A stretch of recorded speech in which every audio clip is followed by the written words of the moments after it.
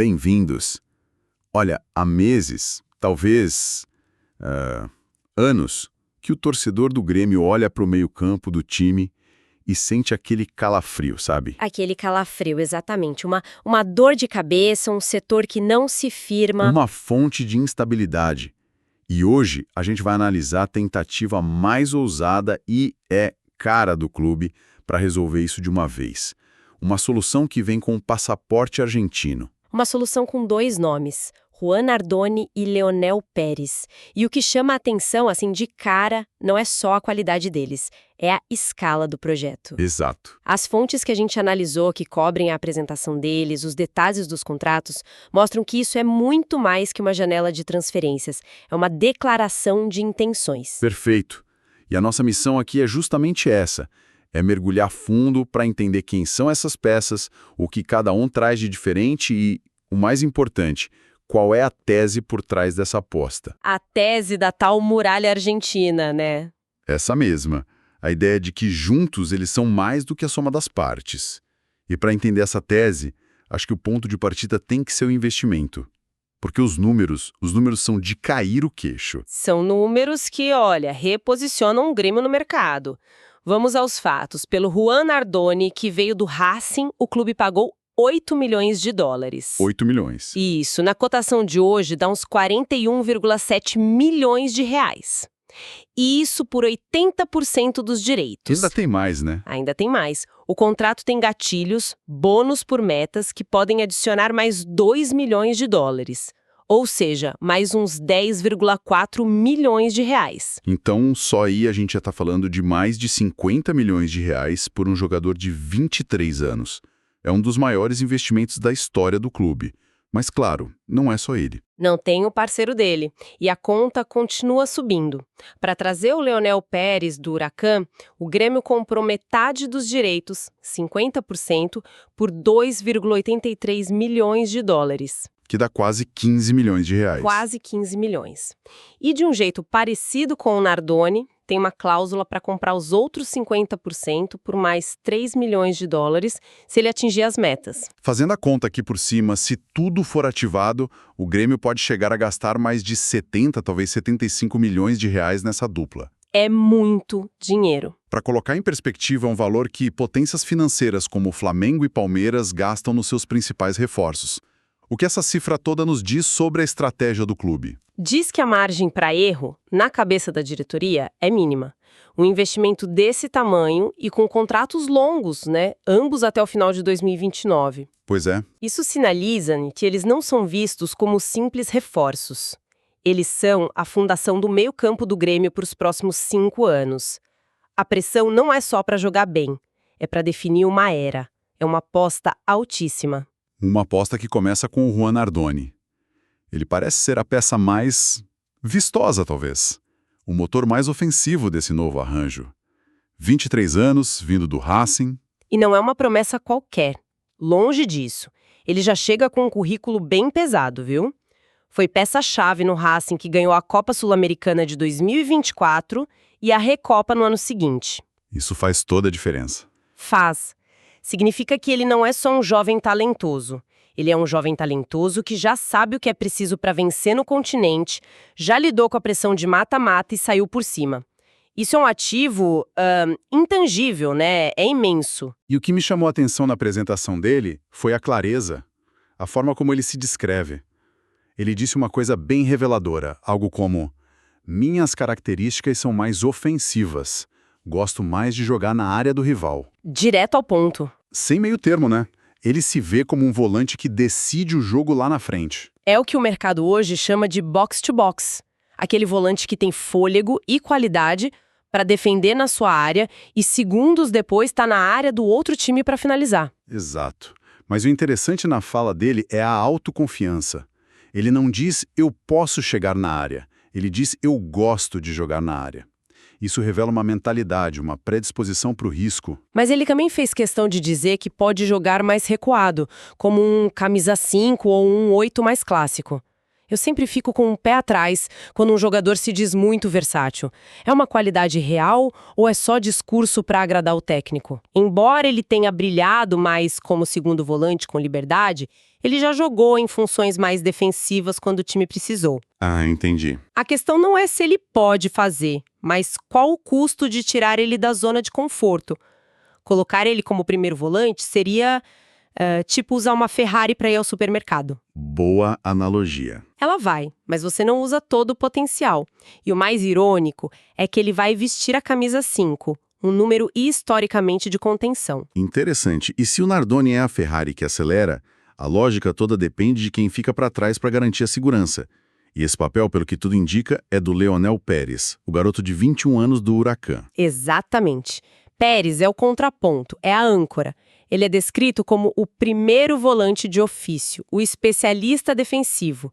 Se a definição do Nardoni é sobre atacar, a do Pérez é sobre equilíbrio. É a outra metade da equação. Perfeito. A fala dele na apresentação completa ao quebra-cabeça. Ele disse: acho que posso ajudar o time, ajudar mais a defesa, estar perto dos centrais, manter um pouco o equilíbrio do time quando estamos no ataque. Ou seja, ele tem uma consciência tática muito clara. A liberdade do parceiro dele depende diretamente da disciplina dele. Um não funciona sem o outro. E aqui está o detalhe que separa um bom volante de um volante de elite. As fontes destacam que o Pérez não é só um marcador.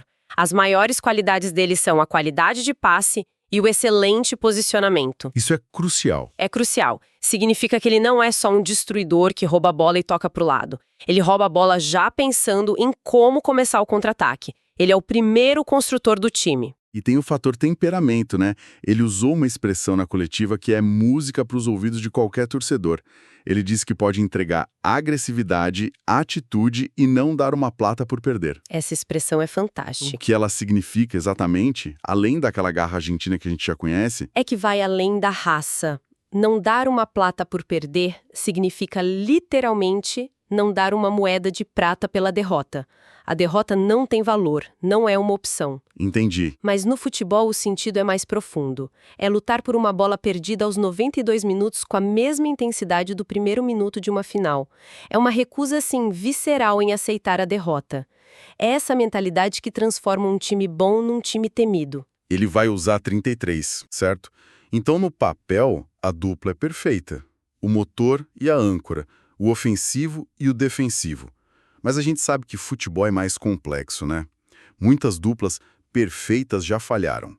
O que mais, além dessa complementariedade, faz o Grêmio acreditar que essa parceria vai dar certo? O fascinante é que, além das diferenças, eles têm atributos físicos em comum que são a base do plano.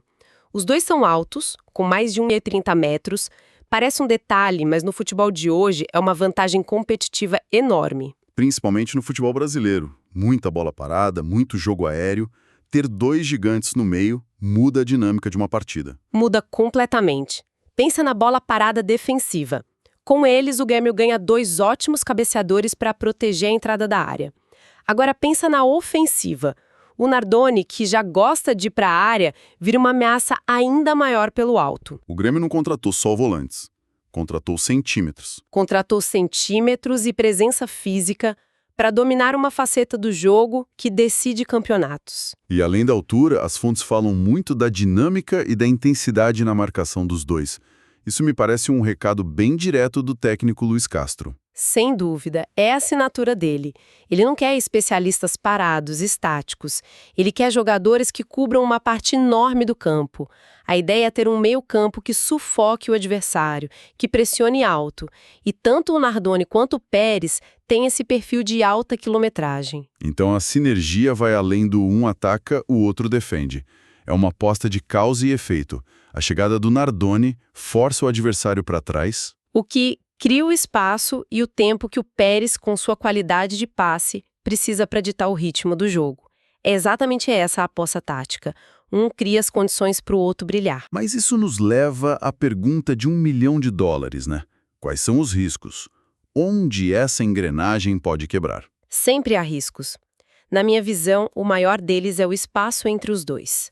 Se a comunicação não for perfeita, se o Nardoni subir e a compensação não for imediata, cria-se um buraco na frente da zaga. E um time de transição rápida. Um time como Flamengo ou Palmeiras, por exemplo, pode explorar esse espaço com um único passo. A coordenação entre eles precisa ser tipo telepática. E isso leva tempo. E eles são jovens, né? 21 e 23 anos. País novo, liga nova, com uma pressão de 75 milhões de reais nas costas, a adaptação fora de campo pode ser um desafio tão grande quanto a tática. Precisamente. E o calendário brasileiro é brutal. Eles vêm de um futebol intenso, mas com menos jogos. O desgaste aqui é outra variável. A polivalência ajuda, claro, mas o sucesso da dupla vai depender de quão rápido eles constroem essa química. E a torcida vai ter que esperar um pouco para ver isso em ação, né? A estreia não é imediata. Não, e esse é um ponto importante. As fontes confirmam que eles não foram inscritos a tempo para o Gauchão.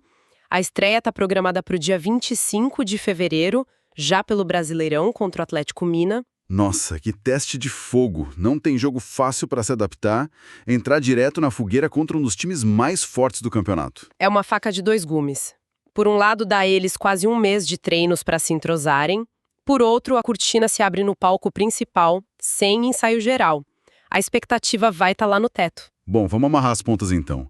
O que fica dessa nossa análise é que o Grêmio não foi só 2 contratações. Fez uma aposta estrutural, de longo prazo, gastando um dinheiro que não costuma gastar. Para construir um meio-campo com uma identidade muito clara. Exato. De um lado, Juan Nardoni, a força ofensiva, o cara que quebra linhas, que traz experiência de títulos.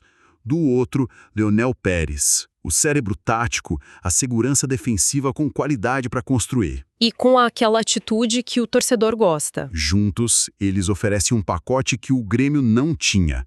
Altura, intensidade, dinâmica e, principalmente, essa complementariedade que pode dar uma flexibilidade tática enorme para o time. É a tentativa de construir uma fortaleza no meio do campo para os próximos 5 anos. Uma tentativa ousada e, no papel, muito bem planejada. Isso me leva a um pensamento final, uma provocação. Manda. Eles chegam com toda essa expectativa, com o peso do investimento e são muito jovens.